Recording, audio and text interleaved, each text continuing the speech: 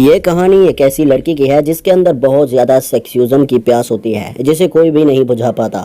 फिर आखिर कहानी क्या रहती है ये आज हम इस एक्सप्लेनेशन में जानेंगे।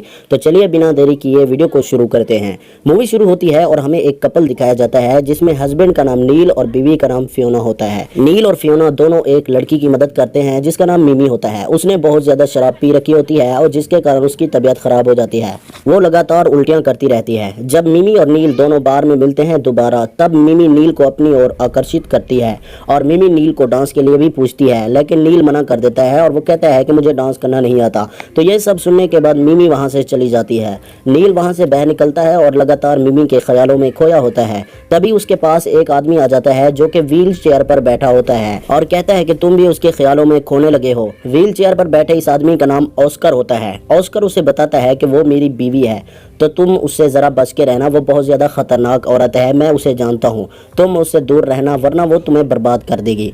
तुम मेरा ये हाल देख रहे हो, ये उसी ने ही किया है। पहले मैं भी तुम्हारी तरह चल फिर सकता था, लेकिन अब व्हील चेयर पर बैठा रहता हूँ। ऑस्कर नील को अपनी और मिमी की कहानी बताने लग जाता है। वो बताता है कि कैसे वो एक दूसरे के प्यार में पड़े और कैसे मिमी ने उसकी जिंदगी बर्बाद की, कैसे उसने उसे अपाहिज बनाया और उनकी शादी कैसे हुई वगैरह वगैरह। ऑस्कर कहता है कि वो एक जंगली बिल्ली की तरह है जिसकी प्यास बुझाना किसी के भी बस की बात नहीं। अगर 100 लोग भी मिलकर इसके साथ घपाघप करेंगे तो वो नाकाम हो जाएंगे। यानी मिमी इतनी ज्यादा हवस से भरी हुई है। ऑस्कर एक घटना का जिक्र करता है। वो कहता है कि हम दोनों एक पार्टी में गए थे, वहाँ मैं दूसरी औरतों से बात कर रहा था। तभी ये सब देखकर मिमी उनसे जेलस फील करने लग जाती है। फिर वो एक पराये मर्द के साथ डांस करती है और उठकर उसी के साथ सोने चली जाती है और सारी रात उसके साथ घपाघप करती है।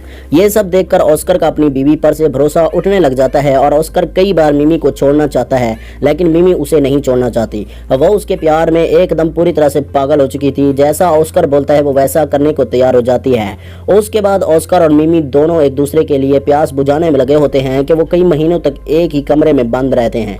इतना ज्यादा घपाघप करने की वजह से ऑस्कर अब मिमी से उकता जाता है। उसे अब मिमी में पहली जितनी खूबसूरती नहीं लगती है। उसका दिल अब दूसरी औरतों के साथ घपाघप करने को चाहता था, लेकिन मिमी ऐसा नहीं चाहती थी। वो उसके लिए हर असंभव कोशिश करना चाहती थी और वो ऑस्कर के प्यार में इतना ज्यादा पड़ चुकी थी कि वो सोते सोते बीमार रहने लगी थी और उसे पीलन पकड़ लेती है। ये सब देखकर ऑस्कर बहुत ज्यादा डर जाता है और वो समझ जाता है कि मिमी अब पागलपन की हद तक गुजर जाने वाली है। ऑस्कर मिमी से पीछा छुड़ाने के लिए एक प्लान बनाता है और प्लान ये होता है कि वो 2 प्लेन की टिकटें बुक कराता है और दोनों प्लेन में चढ़ते हैं। ऑस्कर धीरे से प्लेन से वापस उतर जाता है और मिमी उतर नहीं पाती और इस तरह ऑस्कर मिमी से अपना पीछा छुड़ा पाता है। उस टाइम ऑस्कर को पता नहीं होता कि उसका अंजाम क्या होने वाला है। मिमी के जाने के बाद ऑस्कर अब आजाद हो गया था। वो हर रोज एक नई लड़की को लाता है और उसके साथ प्यास बुझाता है। दिन गुजरते रहते हैं और ऑस्कर मजे कर रहा होता है अपनी जिंदगी में। एक दिन अचानक से उसका एक्सीडेंट हो जाता है। हॉस्पिटल के डॉक्टर उसे बोलते हैं कि तुम्हारी टांगों में हल्का सा फ्रैक्चर हुआ है, लेकिन तुम जल्द ही ठीक हो जाओगे। तभी वहां पर उसे मिलने मिमी आ जाती है।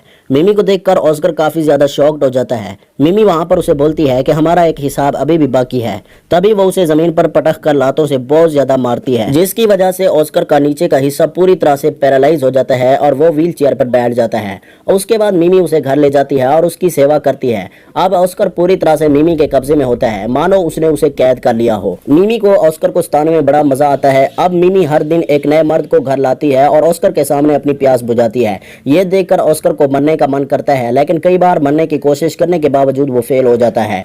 यहीं पर ऑस्कर नील को अपनी कहानी सुनाने के बाद खामोश हो जाता है। अगले दिन हम देखते हैं कि नील और मिमी दोनों एक साथ डांस कर रहे होते हैं। ये सब देखकर ऑस्कर को काफी ज्यादा जेलस होती है, तो वो नील की बीवी को अपने साथ बुला लेता है और बातें करने लग जाता है और उसे भड़काता है। ये सब देखकर नील की बीवी फियोना भी जाकर मिमी के साथ डांस करने लग जाती है और वो दोनों औरतें शराब के नशे में मस्त हो जाती हैं और फिर दोनों ऊपर कमरे में चली जाती हैं और आपस में एक दूसरे के साथ घपाघप करती हैं। पार्टी जब खत्म हो जाती है तो नील नशे में धुत होता है और उसे होश में आने के बाद पता चलता है कि उसकी बीवी उसके साथ नहीं है।